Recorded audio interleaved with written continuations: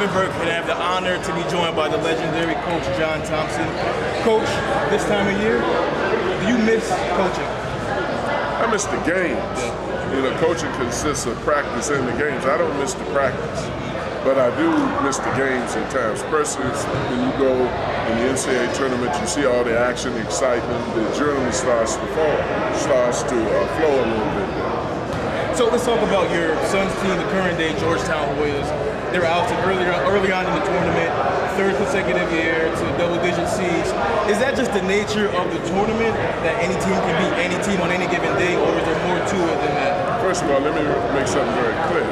In order to get eliminated in championship competition, you have to earn the right to be in. Okay, there's a hell of a lot of people that are not there. So you're made to feel as if something's wrong when you are not successful and you've earned the right to be there. But no, I think that goes along with the territory. I mean, if you look at John Wooden, who is probably the greatest ever, it took him 16 years to even get to his first championship. So I think that you gotta still turn that page and go forward with it. I thought that Chris Wright's being out was disruptive to the team. Regardless of his coming back, it's not like the kid from Duke, because of the fact that Nolan Smith is playing so well, that now you had a senior that could replace him so you could interject him back slowly. But now Chris had to come from not playing to being right there and getting involved in the action. And I don't care what anybody says, in coaching the team, that becomes disruptive, particularly at the end of the year. One of the things that's getting a lot of people's reaction is the Fab Five film from Michigan a couple of years ago.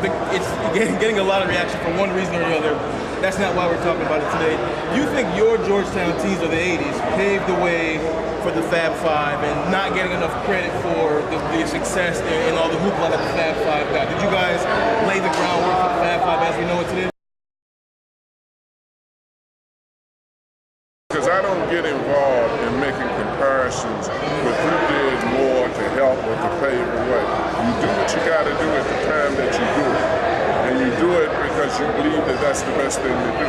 But comparisons at times can be very odious. And I don't get caught up in whether what they did or what I did. The only thing I measure that way is the score of the game. I don't measure things that have an impact on human life and on people being able to have an opportunity based on that. We did what we had to do. We did it in the best interest of the things that we thought were significant. But I'm not interested at all in making a comparison between what those kids did and what we did or what somebody else did. How do you feel about the state of college basketball today? Do you think the NBA's one-and-done rule is hurting college basketball? No, well, it's a sign of the times. I mean, that's just like asking, does the cell phone today hurt the wall phone? You have to move on, you know, and so whether we like it or don't like it, that's a fact of what's going on today. Did it impact today's college basketball? Yes, but these games are very competitive because it impacted everybody. Now, are you asking me, are the quality of the players individually the same? Not necessarily so, because it's like taking the cream off the top. The NBA takes the guys that are very good and capable of playing in their league, whether they're one and done. But that doesn't make the college game not competitive. Do you mean that VCU's team isn't exciting to watch play, or Florida State's team isn't exciting to watch play? Those teams are very exciting to watch play.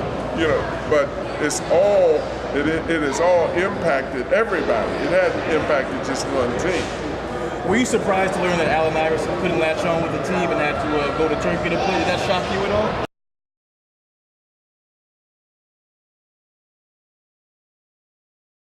No, it didn't shock me at all, because how old is Allen? You know, Allen is at the point where those kinds of decisions are made.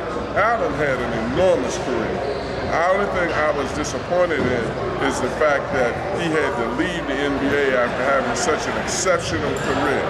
You know, there have been very few people who had his physical structure who's done what that kid has done and had to overcome the sets of circumstances that he had to come to be successful. And he was deserving of a better acknowledgement of that than what had to happen in his going to Europe. But whether I was surprised or not surprised is irrelevant to me, because it's so unpredictable at the end of a person's career as to how that career will end. Of the 16 teams remaining, who do you think will come down the net to Houston? Well, basically, I would, if I had to pick a team, I would say that Ohio State is the best team left and the team that's playing best.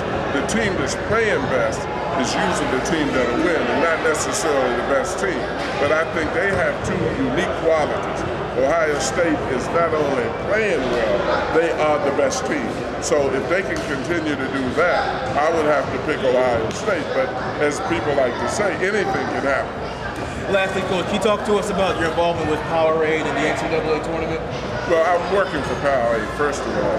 But the fact that Powerade is going into the inner city and educating young kids about dehydration and being hydrated is extremely important, because years ago, particularly in the city, kids were led to believe that if you drank liquids while you were playing, that you were a sissy, that you were somebody who wasn't tough, that you were somebody, it was a weak thing, a significant thing to do. And that's ignorant. That's an ignorant thing. And so now, if Powerade is using its influence to go into the inner city, get people like myself to come in and to talk a little bit about basketball, but at the same time making these young folks understand that that's very significant to make certain that you hydrate and not let yourself become dehydrated, because now you find kids even collapsing. Coach Thompson, I appreciate your time, sir. No problem.